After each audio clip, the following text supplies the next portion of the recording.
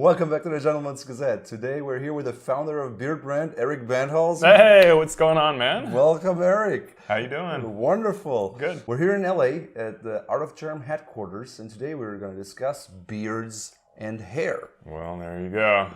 I got a little bit of a beard. That's big right. mustache. Erick started originally on Wall Street in investment banking, and then he went away from that and decided to start his company that's all around beard care, grooming, and hair. And he always has these awesome hairs and these kind of really hipster looks. Yeah. So tell us more about how you got into beards. Yeah, and like you said, I used to be a financial advisor. I had the closet full of suits and ties and had the all-American look, you know, the shaved face and all that. And really I felt like it was a disguise. Like it wasn't who I really was. And wasn't content in that job. So I quit that job to start my own thing and grew my beard out. It was during that time that I realized I would get a lot of stereotype comments about my beard, like, oh, you're a lumberjack or a homeless guy or a biker or Grizzly Adams. And like, those are all cool dudes and whatnot, but it's not me, you know, like I'm a business person, I'm a designer, I'm an urban type of guy. So it was after attending an event, I realized there's other guys out there like me with beards who are just kind of like ordinary dudes. And that's when we came up with the term urban beardsman to describe who I was and describe other guys like me. And then try to give them the tools they needed to feel confident about growing their beard out. And in scenarios that, like on Wall Street, typically the guys aren't growing beards out. Yeah. And give those type of guys who want to grow a beard out the confidence they need to be able to rock it. So how would you provide this confidence specifically? You know, for me, I think a lot of confidence is rooted in education. So giving them the tools they need to feel like they're taking care of their beard in the right way, or their expectations are realistic with how a beard's going to come in, how it's going to grow, how fast it's going to grow, how curly it's going to be.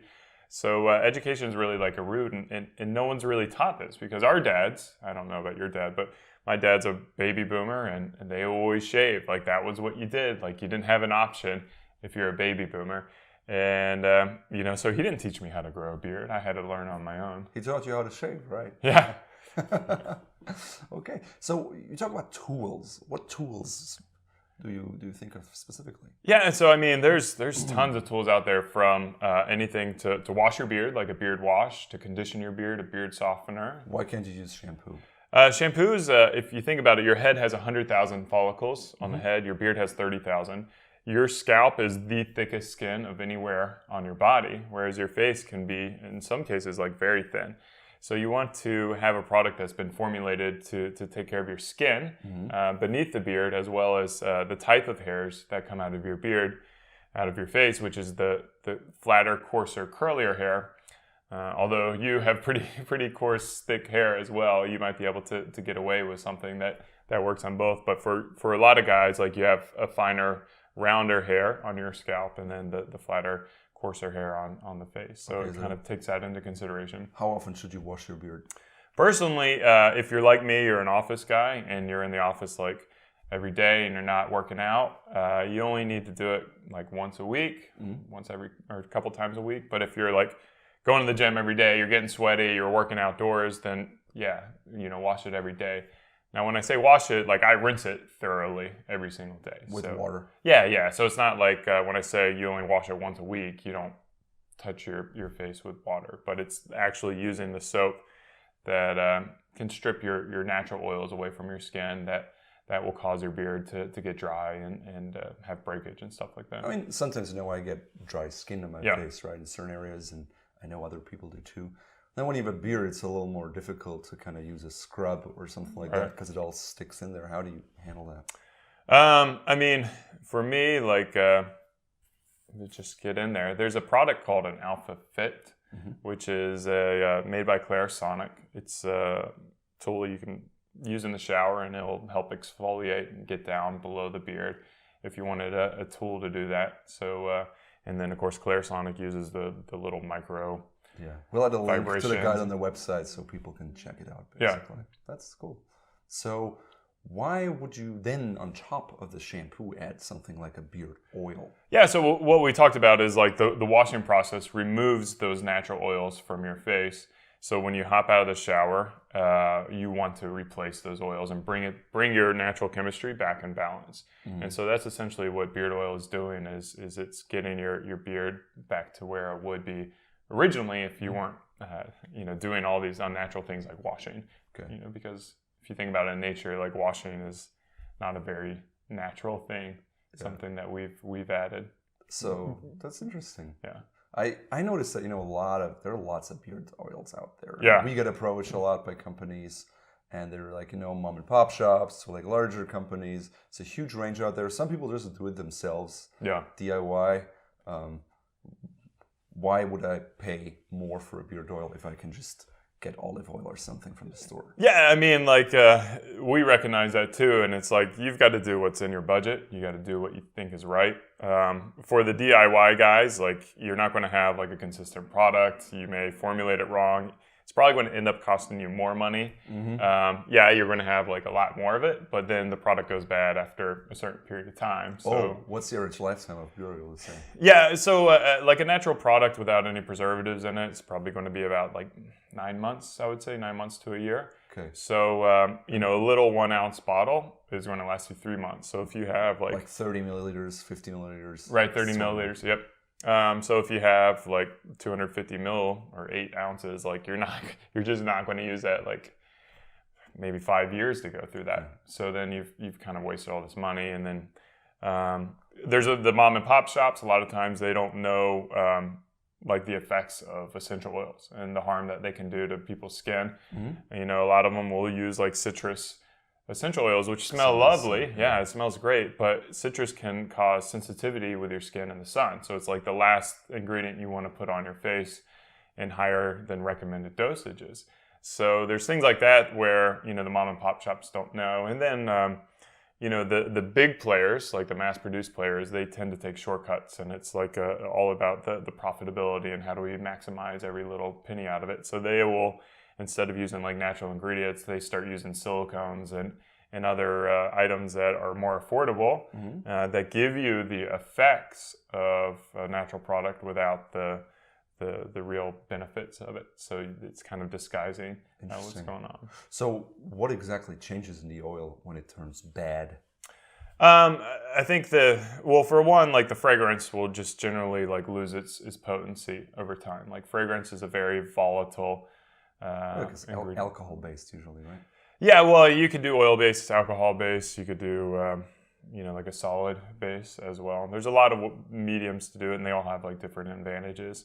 But a fragrance is, it's like when you cut an orange, right? Right when you cut it, it's open, it's in the air, and then that orange isn't going to smell great forever. Like it just kind of dissipates over time. So fragrances, by default, is like a volatile ingredient. So you kind of lose that, and then you do have like the issues of like microbials entering into the product and growing in there.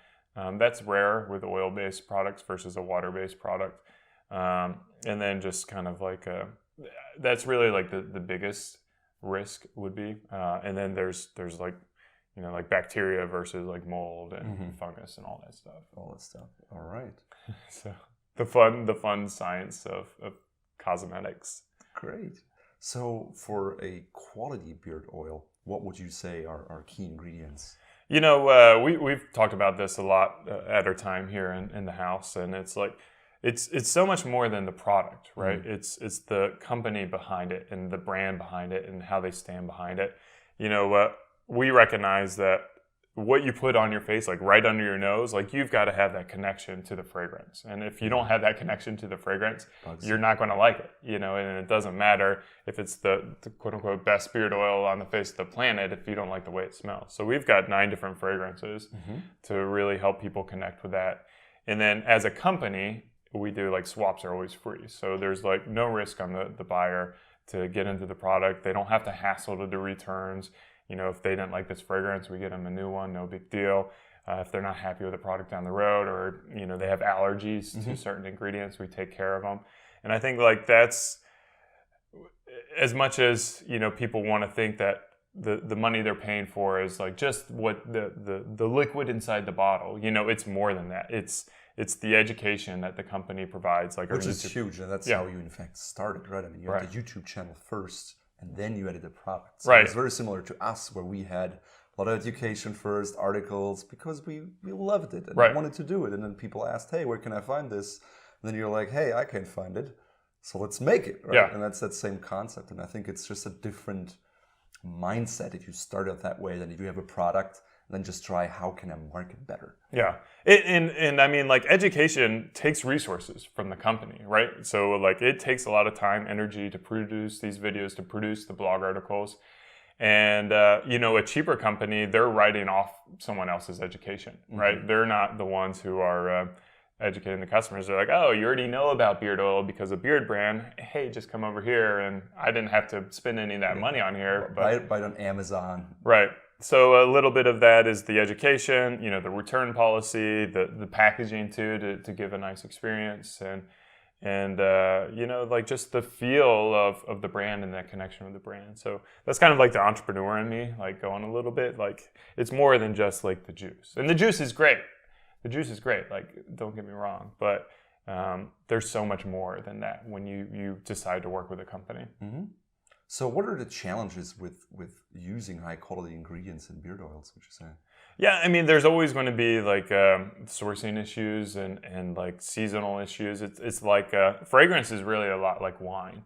You know, like, you do have, like, depending on the weather, right? Yeah. If there's a good turnout in the fields, you get really good scents, and then maybe the next year it's really bad because there was a flood and all is gone. Yeah, and you'll have, like, the ebbs and flows of the pricing because of that. And it's real interesting is, you know, we try to maintain a consistent product, of course, but, you know, if we have to supply, like, a different, you know, clove from a different area, it's going to affect the product. So, you know, we do have a little bit of seasonality with our products, which, you know, it's kind of cool when some customers notice that. They're like, hey, this smells slightly different than the last time I had it. And it's like, yeah, it's because it's a hallmark of a handmade product in a way. And we know that whenever you have hand work involved, there's slight variations, right? There is some peccary gloves, and it's just a wild animal. So every hide is going to be different, and they have slight imperfections. But it's part of the beauty, and that's what you have to accept. Like, a handmade suit is not a factory-made suit. Yeah. And it's the same thing if you have an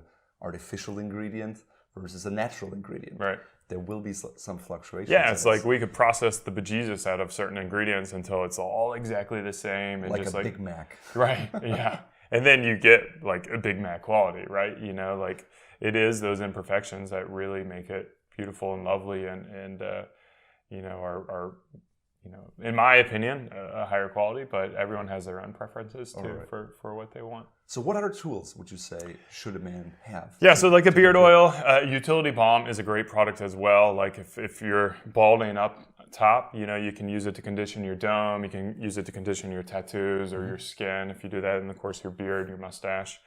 So it's a real versatile product, but we've grown beyond the beard with, like, items like combs and brushes, which can also be used in the head hair. So, you know, Beardbrand's really grown a lot over the years, and we recognize, like, kind of my journey into finding my style has been through my beard. And I think a lot of our audience members, like, they're like, oh, if I can take care of my beard, then I can take care of my style, I can take care of my wardrobe, I can take care of my hair. And, like, the beard is the starting point for that. But sometimes, you know, I've seen that men's have these really impressive beards, but then they go, like, bald on top. Yeah. Is there a connection between? Oh yeah, yeah, and a sick twisted fate. Like, the thing that causes guys to grow great beards is also the thing that may cause them to lose their hair. So it's called dihydrogen testosterone, DHT. And it's not technically like certain DHT levels will cause effects, but it's your genetic response to those DHT levels. So, like, you may have, let's say your head hair will stay in place up to like 10,000 DHT, and then mine will stay in place up to 8,000. So if I go to 9,000, you're still going to have your hair, but I'm going to go bald. And it's all like those levels and how we respond to it. So there's no, like, absolutes out there. Like, if I just lower my DHT or raise my DHT, then I can prevent it. But there are tools out there to help, you know, either boost your natural testosterone to grow a better beard, or to block those DHTs to kind of keep your hair. So in terms of beard styling, I mean, you used to have this gigantic beard basically, and now you switched it up. Yeah. So I mean, looking back to the 1890s or so, men had much more unusual beards than they do today. Yeah. What do you think are good beards for certain people, and how do you find a style that works for you? Yeah, for me, like I like to have a beard style that's not very common. So right now, that's why I have like the big mustache, because a lot of people aren't rocking it. When I grew my beard out, I grew it pretty long, and at the time, like no one had big long beards. And then there was a phase when everyone had big beards, and then I kind of went shorter with it. So for me, like you want to be ahead of the curve. Yeah, I like being ahead of the curve. I kind of like being different and doing things to beat to the drummer of my own beat or whatever that is. Or just create your unique style. Like, yeah. I mean, for you, obviously, your beard is a hallmark. Yeah. And yesterday you showed me on your phone, on your Instagram account, a lot of people actually, because of that, create artwork and stuff like that. Got some fans. So I'm sure you're also a little taller. You're like, what, 6'4"? Yeah. So when you walk around with that beard, I mean, you stand out. Yeah. I don't blend in, and I prefer it that way. But the thing is, like, there's so many details with the beard. Like, do you do a hard line here? Do you do a hard line on your neck? Do you have a natural like? Do you blend the mustache into the beard, or do you have the mustache separate from the beard? Do you shave off like the sides and go with a goatee? Do you have a big goatee and go with like shorter sides? There's just like so many style options where, like 5 years ago, 10 years ago, it was like, I grow a beard. It's a full beard. That's like the one option. But now it's like with your head hairstyle. Like, do you want to do a fade? Do you want to do an undercut? Okay. Do you want to do a disconnect? Do you want to, how do you want to style it? There's so many options with beard styles that a lot of guys don't even know are options. And really you want to play into your strengths. Like I've got a great mustache.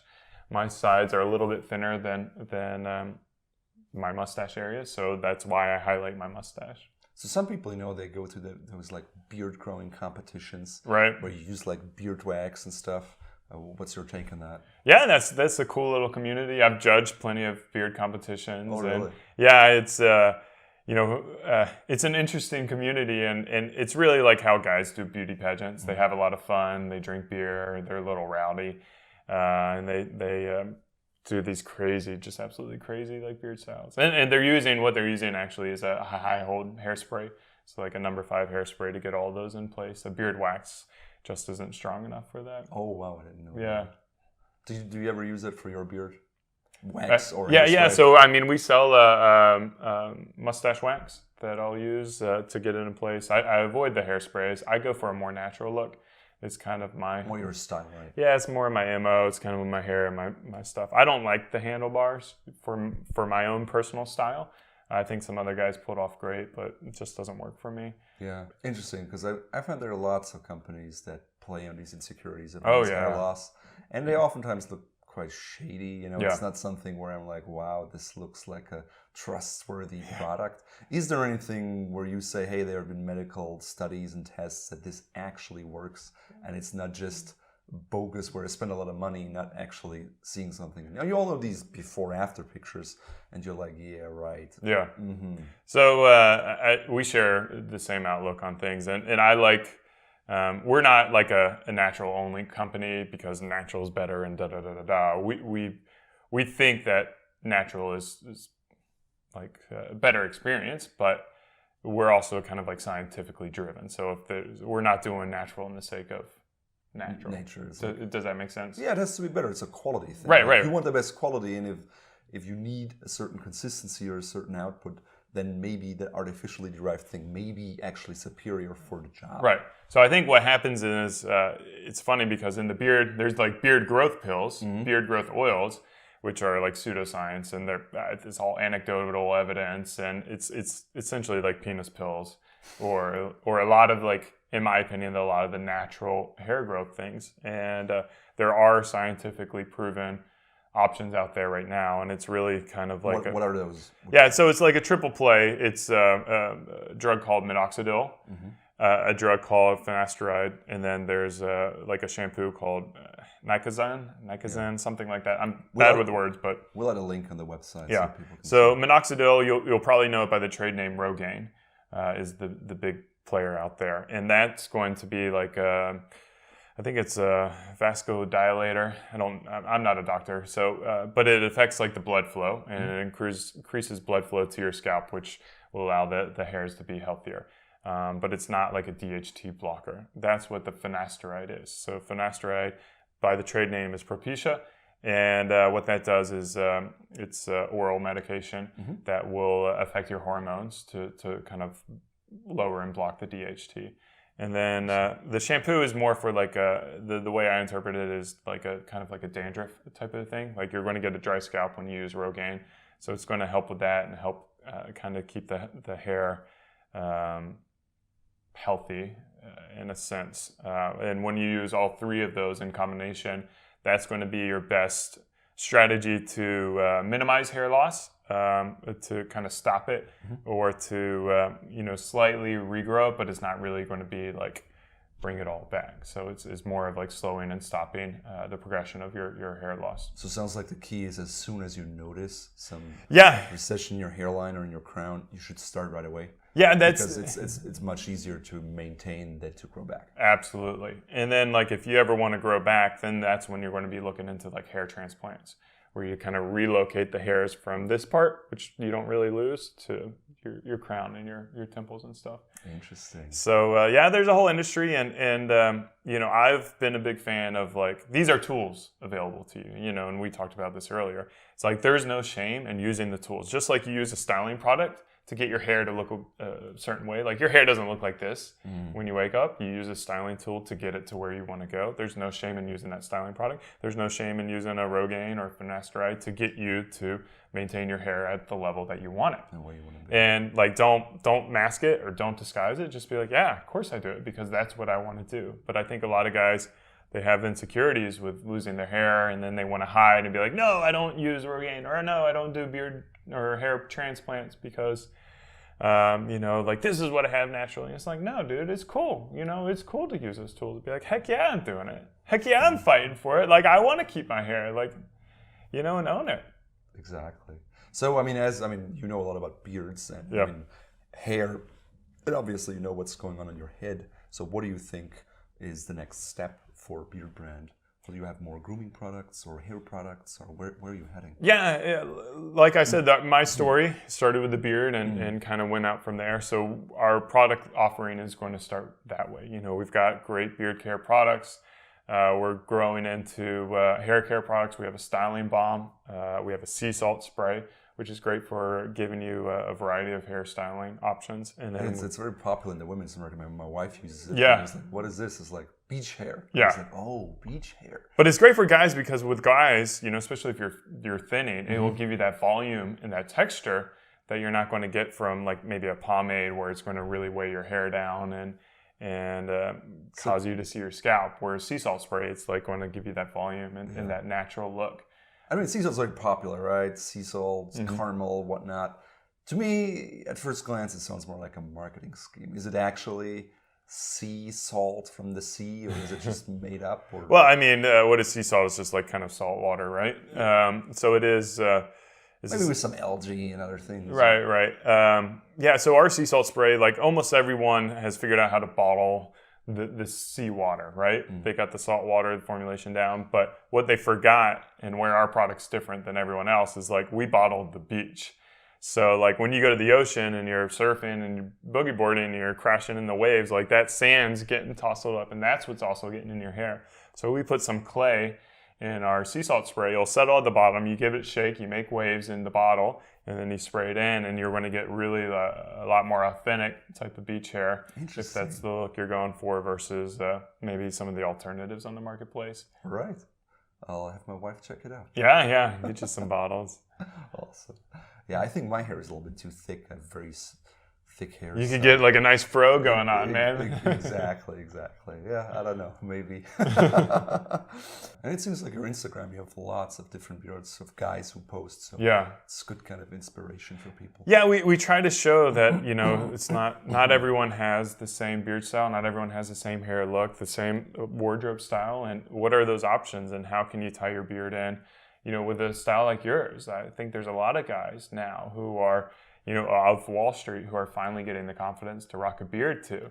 And it's like, how can you pull that off in a very like classic, dignified, quality way. And I think a 3-piece suit. Yeah, and I think a lot of guys are figuring out ways to do it, and we post a lot of those photographs. That's cool. Just have the bandwidth of things, not just one kind of beardsman. Yeah, people look at me and are like, Eric, he's a hipster, everything's hipster, and like I get that I kind of play into the hipster look, but the reality is like, you know, I'm a business person. I'm an entrepreneur. I'm a finance guy. Like you're a libertarian. Like you're not a hipster to me at all. Once I get to know you, but you're right. Like, but you look at me at the surface. I get that I look like it, but I would say like, you know, I'm not living in my mom's basement. You know, I'm not. I don't think I'm pretentious when it comes to like coffee, and maybe slightly, but we all have our things, and it's about quality, right? I mean, it's okay to have a quality coffee or a quality hair product or a quality pocket square or tie. It's all about what goes into it, you know, and once you touch it and feel it and use it, you're like, yeah, this is both lamb leather, but this one is so superior to this one, and it feels heavenly. And it's the same with most things in life. It's like you and your belts, man. Like you love just a fine like leathers. I don't know anything about belts. We're making them right now, and it's like, you look at what's out there in belts and what do people use, and oftentimes, you know, they all call it top grain, but in fact it's not. It's coated, and then there's a middle layer usually to give the belt a little more volume and like nice edges that are angled, and that's usually not leather, you know. And then the inside leather is the cheapest leather you can get. Then they have a thread and stuff, and the buckles. It's not solid brass or sterling silver. It's a lower grade material. It just doesn't age as well, and the plating is not so thick, and it comes off, and all those things. I mean, a belt seems so simple, but there are many ways to do it differently. Exactly. All right. Well, if people want to learn more about beards, where should they go? Beardbrand. Beardbrand is like the ultimate source. We've got a YouTube channel, Beardbrand. We've got since when? Since 2012 is when we launched the community. Nice. So we've been really. I mean, I think we were the company that created the industry of beard care. Like before us, it just didn't exist. And man, it's Beardbrand, YouTube, Instagram, Twitter, our website, of course, Beardbrand. We got a blog there, all that. And then, of course, I'm Erick Bandholz. All right, sounds good. We also did a guide about how to grow a beard. It's a PDF. You can download it. And, of course, check out more on beardbrand.com. Yeah, thanks for having me. Thanks, Eric.